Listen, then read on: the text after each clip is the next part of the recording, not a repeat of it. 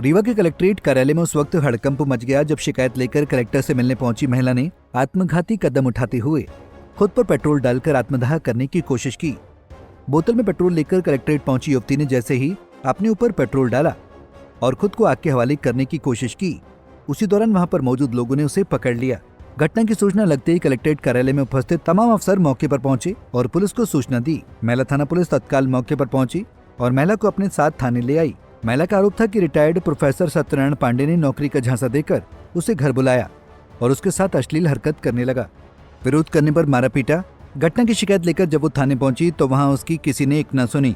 उल्टा थाने के पुलिस वाले ने पीड़ित लड़की के चरित्र पर सवाल उठा दिए। आपने आज यहाँ आत्मघाती कदम उठाया, क्या पूरा मामला है? यहाँ तो मैं अकेले रहती हूँ रीवा में। जो मेरे पति हैं उनसे मेरे 4 महीने पहले मैं उनसे अलग हो गई, अलग रहती हूँ। हालांकि डिवोर्स नहीं हुआ है, वो बाहर रहते हैं। तो यहाँ पे मैं पहले गुरु कृपा एजेंसी में जॉब करती थी। तो वहाँ पे एक अंकल है, वो आते थे, सत्यनारायण पांडे नाम है उनका। वो चिरौला में चरसिया नर्सिंग कॉलेज में वो प्रोफेसर है और रिटायर्ड है। वो मुझे मिले थे तो उन्होंने मुझे बोला कि मैं तुम्हें जॉब दिलाऊंगा। एक बार मिले तो मुझे बोले कि तुम मेरे घर आना, अपना घर दिखाएं। उन्हें मेरे घर आना। आज सुबह 8:30 बजे मैं उनके घर गई सुबह, तो उनका बेटा गेट खोला और अंदर बैठाए मुझे। तो पहले बोले कि अभी वैकेंसी खाली नहीं है, फिर अपने रूम में बुलाएं तो बोलते हैं 10-5 हज़ार रुपये ले लो हमसे। और गंदी संदी हरकत करने लगे। हमको पकड़ के दरवाजे मारे तो सर में हमारे यहाँ स्वेलिंग भी है, यहाँ पे लग गया था। फिर उनका व्हील चेयर टाइप का कुछ पकड़ने वाला था, उनके पैर में फंस गया तो गिर गया, तो हम बाहर आ गए। नहीं तो ये बताइए कि जैसे आपको पुलिस के पास सहायता के लिए जाना चाहिए था, तो आपने ये पुलिस के पास जाने की जगह ये आत्मघाती कदम क्यों उठाया? इस तरह से गलत कदम। पुलिस के पास गए थे, 100 नंबर में कॉल की थी। 100 नंबर आई, बहुत लेट आई। फिर उन्होंने कॉल किया तो तुरंत आ गई।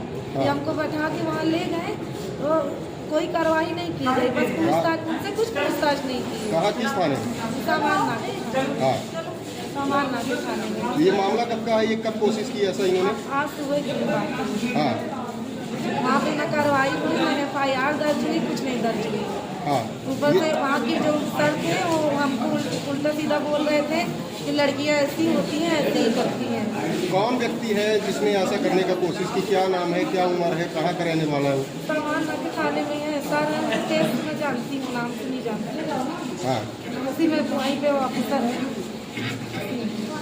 क्या करते गए हैं? वो कौन है? वो शायद मुंशी है जो शिकायत दर्ज करते हैं ना। नहीं, आरोपी कौन है जो जिनके ऊपर आरोप लगा रही हैं? सत्यनारायण पांडे नाम।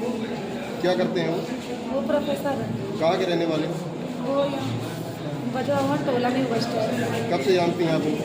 1.5 महीने से। हाँ। कितनी मुलाकात हुई है इन 1.5 महीनों में आपकी उनसे? सर मैं तीसरी बार आज मिली हूँ। और मैं उनके घर गई हूँ तो मैंने 4 साल पहले उनके चरण स्पर्श किए कि बड़े हैं, सर हैं, लेकिन उनको ऐसा नहीं करना चाहिए। अब मैंने कंप्लेंट की तो ऊपर से बोलते हैं कि मेरे पास वकील है, सब है, मैं तुमको उल्टा फंसवा दूँगी। किस काम के लिए गए थे आप उनके पास? मैं उनके पास जॉब के पर्पज से गई। कोशिश क्या की उन्होंने? हाथ पकड़ के हमारा खींचे हैं बेड की तरफ, फिर हम हाथ छुड़ाने की कोशिश किए हैं तो सर में हमारे गेट लगा है, कमर गलत तरीके से टच कर। हर तरफ से थकी आ रही महिला को जब कुछ समझ आया तो वो मामले की शिकायत लेकर कलेक्टर से गुहार लगाने पहुंची, जहां उसने आत्मघाती कदम उठाते हुए बोतल पर रखा पेट्रोल को अपने ऊपर उड़ेल लिया और खुद पर आग लगाकर आत्महत्या करने की कोशिश की। इस घटना से कलेक्ट्रेट परिसर में हड़कंप की स्थिति बन गई। वहां पर मौजूद भीड़ ने पीड़ित युवती को किसी तरह शांत करवाया और पुलिस को सूचना दी। सूचना मिलते ही महिला थाना पुलिस मौके पर पहुंची और युवती को थाने ले आई, जहां पर उसके बयान दर्ज कराया जा रहा है।